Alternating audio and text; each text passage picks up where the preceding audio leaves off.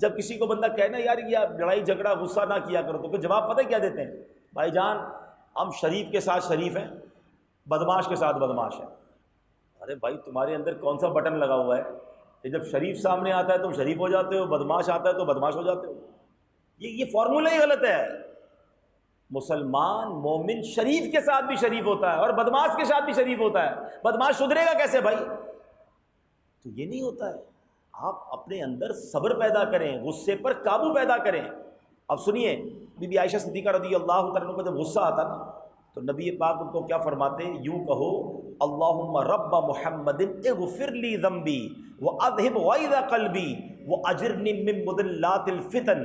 اے محمد صلی اللہ تعالیٰ علیہ وسلم کے رب، میرے گناہ بخش دے، میرے دل کو غصے کو ختم فرما اور مجھے گمراہ کرنے والے ظاہری اور باطنی فتنوں سے محفوظ فرما۔ نبی پاک تعلیم ارشاد فرماتے ہیں۔ تو ہمیں بھی جب غصہ آ جائے تو درود پاک پڑھنا ہے، اپنے آپ کو غصے والی جگہ سے دور کر لینا ہے۔ اچھا پھر بعض اوقات پتہ ہے کیا ہوتا ہے؟ جو بندہ بڑا طاقتور ہوتا ہے، پتہ ہے ہم اس کا کچھ بگاڑ تو سکتے نہیں، چار تو گارڈ ہوتے ہیں اس کے ساتھ، چلو یار میں نے معاف کیا۔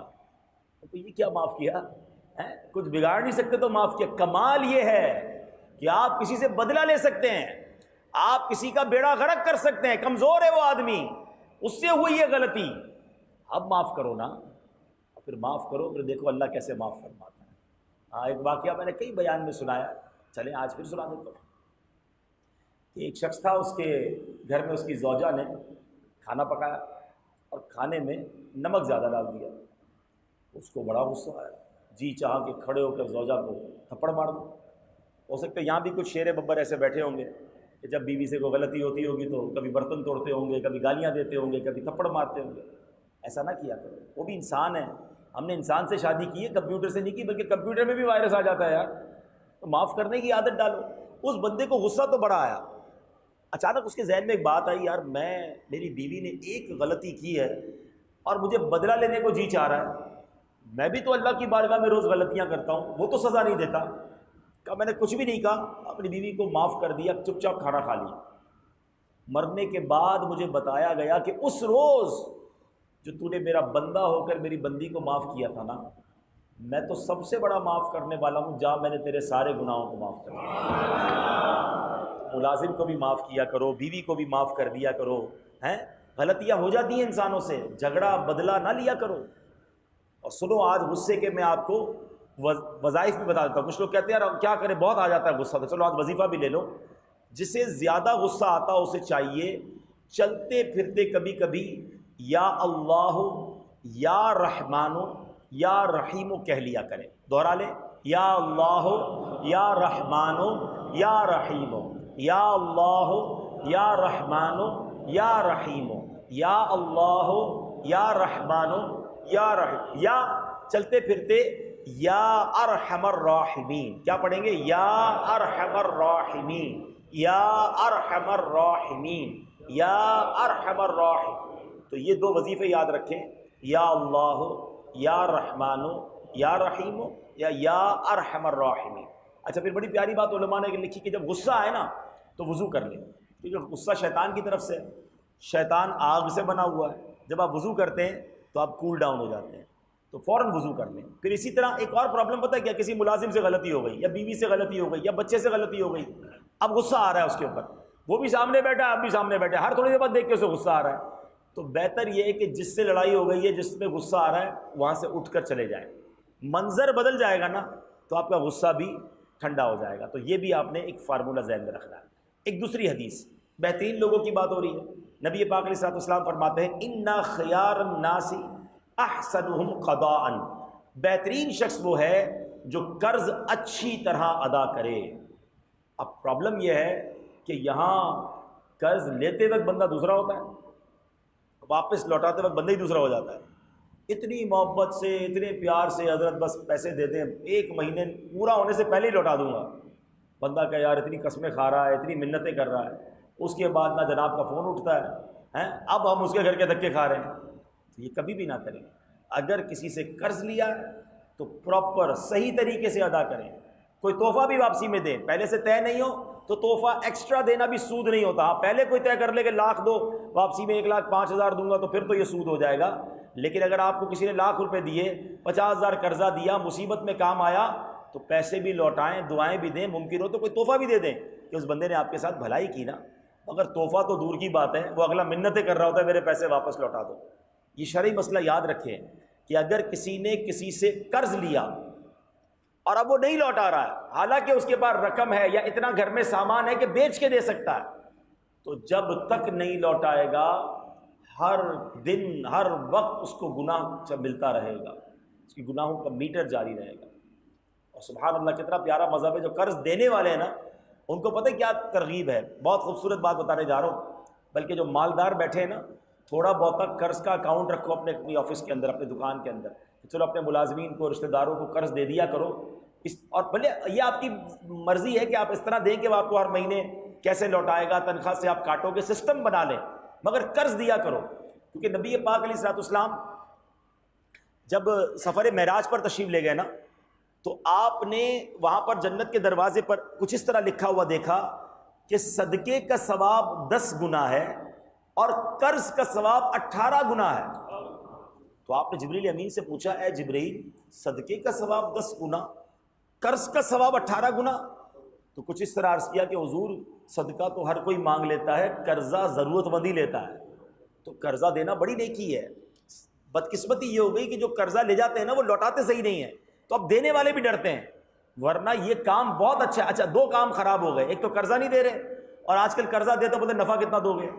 ہر بندے کو اب سود چاہیے, معاذ اللہ حرام چاہیے, مدد والا کانسیپٹ ختم ہو گیا.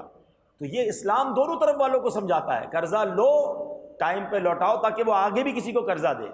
اور میں جو بات بتانے جا رہا ہوں نا, بڑی خوبصورت بات ہے. سیدی اعلیٰ حضرت امام اہل سنت فرماتے ہیں, اور بعض روایتوں کا میں خلاصہ بتا رہا ہوں کہ اعلیٰ حضرت نے کسی کو بتایا, مثال کے طور پہ بتا رہا ہوں, کہ میں روزانہ 10,000 روپے صدقہ کرتا ہوں. اس زمانے کے 10,000 آج کے 10 لاکھ ہو گئے. کہ حضور آپ روزانہ 10,000 صدقہ کیسے کرتے ہیں؟ تو فرمایا حدیث پاک میں آتا ہے جس کا مضمون ہے, اگر کوئی شخص کسی مسلمان کو قرضہ دے, مثال کے طور پہ آپ نے 1 لاکھ روپے یا 50,000 روپے 3 مہینے کے لیے کسی کو قرضہ دیا ہے, روایتوں میں آتا ہے اسے روزانہ 50,000 روپے صدقہ کرنے کا ثواب ملے گا. 3 مہینے تک کتنے پیسے ہو گئے؟ 50,000 سے حساب تو کرو, 15 لاکھ روپے 1 مہینے کے, 3 مہینے کے 45 لاکھ روپے, 45 لاکھ صدقہ کرنے کا ثواب ملے گا. 3 مہینے بعد 50,000 بھی واپس آ جائیں گے. اس سے اچھا کاروبار ہے کوئی؟ اب سنو آگے, روایتوں میں آیا اگر 3 مہینے پورے ہو گئے, اب وہ اگلا کہتا ہے مہربانی کرو, پریشان ہوں, تکلیف میں ہوں, 1 مہینہ اور دے دو. آپ نے اس کو 1 مہینہ اور دیا, اب یہ 50,000 کا ثواب روزانہ لاکھ روپے کا ثواب شروع ہو جائے گا, ڈبل ہو جاتا ہے. تو اللہ نے دیا ہو نا, تو کوئی چھوٹا موٹا اپنے آفس میں کہ یار چلو مہینے کے میرے اکاؤنٹ میں 2-4 لاکھ روپے ایسے ہونے چاہیے جو قرضے میں ہونے چاہیے, واپس آ جائیں, کسی اور کو قرضہ دے دوں, اس سے واپس آ جائے کسی اور. مجھے روز 4 لاکھ روپے صدقہ کرنے کا ثواب مل رہا ہے, وہ تو میں کر ہی نہیں سکتا. تو اس میں مسلمانوں کی خیر خواہی بھی ہے, مسلمانوں کی مدد بھی ہے. تو یہ ہے ہمارا خوبصورت مذہب اسلام. میں دوبارہ کہہ رہا ہوں کہ جب اس طرح کی ہم باتیں کرتے ہیں تو لوگ یہ کہتے ہیں مولانا صاحب بات تو آپ اچھی کر رہے ہو, ثواب بھی بہت ہے, لیکن قرضہ دیتے کہ واپس دیتا نہیں ہے. تو آپ نے دیکھا میں نے پہلے کیا بیان کیا کہ قرضہ دینے والا ضرور قرضہ لوٹائے, ورنہ اس کا ہر دن ہر لمحہ گناہ میں گزر رہا ہے. لیکن قرضہ جو کسی کو دے رہا ہے وہ بھی دل کھول کر دیتا رہے, ضرورت مند ہے, لڑائی جھگڑے نہ کرے, موقع دے دے, ٹائم دے دے. ایک شخص کے بارے میں آتا ہے کہ اس بہت گناہ گار تھا, اس کا انتقال ہو گیا. مرنے کے بعد کسی نے خواب میں دیکھا کہ یار تمہارے ساتھ کیا معاملہ ہوا؟ کہتا یار میری بخشش ہو گئی. تیری بخشش کیسے ہوئی؟ تو بڑا گناہ گار تھا. کہ واقعی گناہ تو بہت تھے, مگر ایک میری عادت تھی, میں لوگوں کو قرضہ دیتا تھا. ایک بندہ رکھا ہوا تھا کہ اس کو کہتا بھائی جا کے قرضہ وصول کرو. وہ جب وصول کرنے جاتا اس کو میں نے ایک انسٹرکشن دی ہوئی تھی, ایک تاکید کی تھی کہ اگر کوئی مجبور ہو نا, غریب ہو, تو اس کو ٹائم دے دینا. اگر وہ ٹائم مانگے نا تو تھوڑی رعایت کر دینا, زیادہ تکلیف میں ہو تو معاف کر دینا. کہتا بھائی اللہ پاک کو میری ادا پسند آ گئی, اللہ نے میرے سارے گناہ معاف کر دیے. اچھا آپ میں سے کئی دکاندار ہیں, دکاندار تو اپنے ملازم کو قرضہ دے کر وصول بھی کر سکتا ہے. بھائی اگر کسی ملازم کی تنخواہ 30,000 ہے, وہ کہتا ہے صاحب مجھے قرضہ دے دیں, مہینے کے 5,000 کٹواؤں گا. بندہ تو آپ کے پاس ہی ہے نا, تنخواہ بھی آپ نہیں دینی, ہر مہینے کاٹ لو 5,000 روپے, لیکن روزانہ 50,000 دیں گے, روزانہ 50,000 کا ثواب ملے گا. تو یہ مسلمانوں کی خیر خواہی کا اور نیکی کمانے کا. اور آج کا دور آپ کے سامنے ہے, لوگ کتنی پریشانی میں ہیں، تو اگر کسی کی مدد کرنی ہو تو انشاءاللہ اس کا بہت اجر ہے۔ بہرحال میں نے یہ جو قرضے والی بات ہو رہی ہے نا، اچھا پھر اس میں اگر آپ کسی سے قرضہ لے رہے ہیں، نیت کیا ہے؟ اگر نیت یہی ہے کہ پیسے لے رہا ہوں اور انشاءاللہ وقت پر لوٹاؤں گا، تو حدیث پاک میں آتا ہے کہ جو لوگوں کے مال قرض لے اور ادا کرنے کا پختہ ارادہ رکھے، اللہ پاک اسے ادا کروا ہی دیتا ہے۔ اور مجھے اپنے والد صاحب کا ایک جملہ یاد ہے، بڑوں کی بڑی باتیں ہوتی ہیں، وہ فرماتے تھے بیٹا ہمیشہ قرض لو تو دینے کی نیت کرنا، اللہ فرشتے مدد کے لیے بھیجے گا۔ اور واقعی ہم نے دیکھا کہ لوگ اگر نیت سچی ہو اللہ قرضہ اتروا دیتا ہے۔ اور حدیث پاک کا اگلا جملہ ہے، اور جو ان کے برباد کرنے کا ارادہ کرتا ہے اللہ پاک اس پر بربادی ڈال دیتا ہے۔ کچھ لوگ ہوتے ہیں پیسے لیتے ہوئے نیت نہیں ہوتی، دینے میں نہیں ہے۔ اچھا یہ اتنے سارے بزرگ بیٹھے ہیں، پوچھ لو ان سے، جس نے بھی آج تک کسی کے مال کھایا ہے نا، کھانے والا برباد ہوا ہے، جس کا کھایا اللہ نے اس کو کہیں اور سے دے دیا ہے، وہ پہلے سے بھی خوشحال ہو گیا ہے۔ ایسا ہے نا، جس نے کھایا وہ سمجھتا ہے میں نے اس کے پیسے، وہ اپنے ہی بربادی کر رہا ہے، اس کی نہیں کر رہا۔ جس کا نقصان ہوتا ہے اللہ اس کو کہیں اور سے پورا کر دیتا ہے، مگر کھانے والا برباد ہو جاتا ہے۔ تو کبھی نیت یہ نہیں ہونی چاہیے کہ میں کسی کا مال رکھ لوں، اللہ ادھر رکھ لو گے، قیامت کو کیسے جواب دو گے؟ اچھا اب یہ جو قرضہ ادا ہو جاتا ہے نا، اس کا ایک بڑا خوبصورت واقعہ کتابوں میں لکھا کہ ہوا یہ کہ ایک شخص نے جو ہے وہ 1000 دینار کسی سے قرضہ لیا۔ اس نے کہا بھائی قرضہ تو دوں گا، کوئی گواہ تو لاؤ، کوئی کفیل، کوئی ذمہ دار۔ کہتا ہے اللہ پاک میرا کفیل ہے، میں اللہ کے نام پر مجھے دینا تو دے دو۔ اس نے کہا ٹھیک ہے، تم نے بات ہی ایسی کر دی ہے، اللہ تمہارا ذمہ دار ہے، اللہ کی طرف سے کفالت ہے، میں تمہیں دے دیتا ہوں۔ تو اس نے کہا اب گواہ تو لاؤ، چلو کفالت تو اللہ کی ہو گئی۔ وہ کہتا ہے میرا اللہ ہی گواہ ہے، دینا ہے تو دے دو۔ کہا اللہ گواہ ہے، چلو یار یہ بھی لے جاؤ۔ اب اس بندے نے اس بندے پر اعتماد کیا۔ 1000 دینار کا مطلب ہو گیا 1000 سونے کی اشرفیاں، بہت پیسے ہو گئے۔ بہرحال یہ بندہ چلا گیا دوسری جگہ۔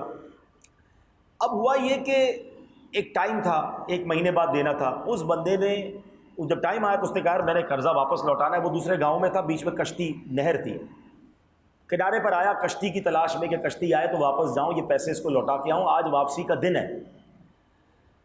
اب جناب کوئی صورت نہ بنے، کشتی نہ ملے، بہت کوشش کی، بولا یار اب میں نے اس سے وعدہ کیا ہے، مجھے قرضہ لوٹا، نیت تھی نا قرضہ لوٹانا ہے۔ تو اس نے کیا کیا کہ ایک لکڑی اٹھائی، اور لکڑی اٹھانے کے بعد اس نے کیا کیا کہ اس لکڑی کے اندر 1000 دینار رکھے اور ایک لیٹر لکھا کہ میں بہت کوشش کی کہ میں تمہیں پیسے لوٹا دوں، لیکن کشتی مجھے ملی نہیں ہے، یہ پیسوں کو، اس لکڑی کو اللہ کے حوالے کرتا ہوں کہ یہ میری امانت تم تک پہنچا دے۔ اچھا وہ دوسری طرف والا بندہ بھی کشتی کے انتظار میں کنارے پہ کھڑا ہے کہ آج مہینہ پورا ہو گیا، اس نے کہا تھا پیسے دوں گا، آئے گی کشتی، میرے پیسے آئیں گے۔ انتظار کرتے کرتے تھک گیا۔ اب جب گھر جانے لگا تو ایک لکڑی تیرتی ہوئی نظر آئی اس کو۔ لکڑی اٹھائی تو اس میں سے لیٹر بھی نکلا، اس کے پیسے بھی نکلے۔ یہ بڑا خوش ہوا کہ یار کتنا ایماندار آدمی ہے، اس نے پیسے مجھے بھجوا دیے۔ اچھا ہوا کیا، تھوڑے عرصے بعد وہ بندہ واپس آیا اور آ کر اس قرض والے کو ڈھونڈا، کہ یہ آپ کے 1000 دینار لے لو، کیونکہ اس کو تو یہ تھا پتہ نہیں لکڑی ملی ہوگی کہ نہیں ملی ہوگی۔ تو کہتا کیوں دے رہے ہو پیسے؟ کہا میں نے بڑی کوشش کی، پہلے تو معافی مانگی کہ میں کشتی کے انتظار میں کھڑا رہا، مگر مجھے کشتی ملی نہیں، تو میں نے جو ہے وہ اب آپ کے پاس پیسے لے کر آیا ہوں۔ بولا یہ بتاؤ کشتی نہیں ملی تو پھر کیا کیا تھا؟ کیا یہ تھا کہ میں نے ایک لکڑی میں پیسے ڈالے تھے اور اللہ کے حوالے کر دیا تھا، کہ تمہاری امانت مجھے واپس مل گئی ہے، تمہارا قرضہ مجھے واپس مل گیا، یہ دوسرے 1000 دینار دینے کی ضرورت نہیں ہے۔ تو جب نیت سچی ہو نا تو اللہ پاک غیب سے مدد کرتا ہے۔ زندگی کا اصول بنا لیں، جب کسی سے پیسے لینے ہیں، جب کسی سے کوئی چیز لینی ہے، یہ سچی پکی نیت ہو کہ لوٹانی بھی ہے اور شکریہ کے ساتھ لوٹانی ہے، اچھے انداز سے لوٹانی ہے، پیر گھسوا کے نہیں۔ ہاں یہ بڑا پرابلم ہے، اس کے جوتے گھس جاتے ہیں، فون کرتا ہے فون نہیں اٹھاتے۔ ارے بھائی اگر آپ کے پاس پیسے نہیں بھی ہیں تو فون تو اٹھاؤ اس کا، وہ پریشان ہو رہا ہے، اس کے گھر چلے جاؤ، اس کو کیوں آنا پڑتا ہے، آپ چلے جاؤ نا کہ بھائی آپ نے پیسے دیے تھے، میرے پاس ابھی فی الحال نہیں ہے، تھوڑا ٹائم دے دو، میں یہی ہوں، میں کہیں نہیں جا رہا، میں آپ کے سامنے ہوں۔ وہ اس کو تسلی رہے گی، نہ فون اٹھاتا ہے، نہ بندہ ملتا ہے، دکان پر نہیں ملتا، اس طرح تو الٹا بیمار ہو جائے گا یار۔ زندگی میں مسلمان کا کام یہ ہے کہ یا تو کسی کی مدد لے ہی نہ، مزہ تو یہ کہ کسی کا احسان کیوں اٹھائیں، کسی کو حالات کیوں بتائیں، تم ہی سے مانگیں گے تم ہی دو گے، تمہارے در سے ہی لو لگی ہے۔ اللہ کرے کہ کبھی زندگی میں یہ دعا کرو، کبھی اللہ یہ والا ہاتھ نہ دے ہمیں، اللہ مانگنے والا کبھی نہ بنائے، ہمیشہ ہمیں دینے والا بنائے۔ اب یہ 2 حدیثیں میں نے آپ کو ان کی سنا دی جو بہترین لوگ ہیں۔ اب وہ لوگ جن کے بارے میں نبی پاک نے فرمایا کہ وہ ہم میں سے نہیں، اب وہ کون لوگ ہیں یہ سمجھنا ہے۔ ایک جگہ نبی پاک علیہ الصلوۃ والسلام فرماتے ہیں، آقا علیہ الصلوۃ والسلام، کہ من غش فلیس منا، آقا فرماتے ہیں کہ جو دھوکہ دے وہ ہم میں سے نہیں۔ اب غور کریں، دھوکہ دینے والا تو معاملہ بڑا خراب ہے، آج کل تو جس کو دیکھو دھوکہ دے رہا ہے۔ ایک بار نبی پاک علیہ الصلوۃ والسلام غلے کے ٹھیلے کے پاس سے گزرے تو وہاں غلہ پڑا ہوا تھا، آقا علیہ الصلوۃ والسلام نے اس غلے میں اپنا ہاتھ ڈالا، جب ہاتھ ڈالا تو غلہ نیچے سے گیلا تھا۔ نبی پاک نے فرمایا گیلا غلہ نیچے کیوں رکھا ہے؟ کہا حضور وہ بارش ہو گئی تھی۔ فرمایا اوپر رکھنا چاہیے تھا نا۔ پھر یہ فرمایا من غش فلیس منا، جو دھوکہ دے وہ ہم میں سے نہیں۔ آج کل تو جس کو جہاں موقع مل رہا ہے، کیا فروٹ بیچنے والا، کیا سبزی بیچنے والا، کیا گوشت بیچنے والا۔ دیکھیں کسی مسلمان کو دھوکہ دے کر آپ نے تھوڑا سا پیسے تو بنا لیے، مگر اللہ کی بارگاہ میں جواب دینا پڑے گا۔ اور نبی پاک نے کیا فرما دیا؟ وہ ہم میں سے نہیں۔ اگر آقا نے ہی دور کر دیا تو کدھر جائیں گے تھوڑے پیسے کمانے کے لیے؟ مجھے واقعہ یاد آیا کہ ایک ٹھیلے والا بندہ جو روز بیچارہ 2-3 پیٹیاں جو ہے وہ فروٹ کی سبزی منڈی سے لاتا تھا، اور اب 2-3 پیٹیاں بیچ کر شام کو بچوں کی روزی کما لیتا تھا۔ فجر کے بعد کوئی صاحب گزرے تو ٹھیلے والا رو رہا ہے، اور کیا ہوا؟ کہا میں نے پیسے جمع کرتا ہوں، روز سبزی منڈی جاتا ہوں، 2-3 پیٹیاں لاتا ہوں، ٹھیلے پہ سجاتا ہوں، اس کو بیچتا ہوں۔ آج میں آیا ہوں تو دیکھیں اس نے پیٹی کھول کے دکھائی کہ اوپر تو سارا اچھا فروٹ تھا، نیچے سارا گلا سڑا فروٹ تھا۔ کہ مجھے سبزی منڈی والوں نے دھوکہ دے دیا، اب آج میں کیا کماؤں گا، اپنے بچوں کو کیا کھلاؤں گا؟ یہ نہ کیا کرے۔ جو بھی کرتا ہے یہ دل سے ہائے نکلتی ہے، بد دعائیں نکلتی ہیں، اور یہ حرام۔ اور پھر ایک اور حدیث پاک ہے، میں جب یہ حدیث بیان کی تیاری کر رہا تھا تو میں تو حیران ہو گیا کہ گوشت والوں کے لیے الگ سے نبی پاک نے فرمایا، پیارے آقا علیہ الصلوۃ والسلام نے فرمایا یا معشر القصابین لا تنفخوا فمن نفخ اللحم فلیس منا، گوشت کو پھونک کر موٹا نہ کرو، جس نے ایسا کیا وہ ہم میں سے نہیں۔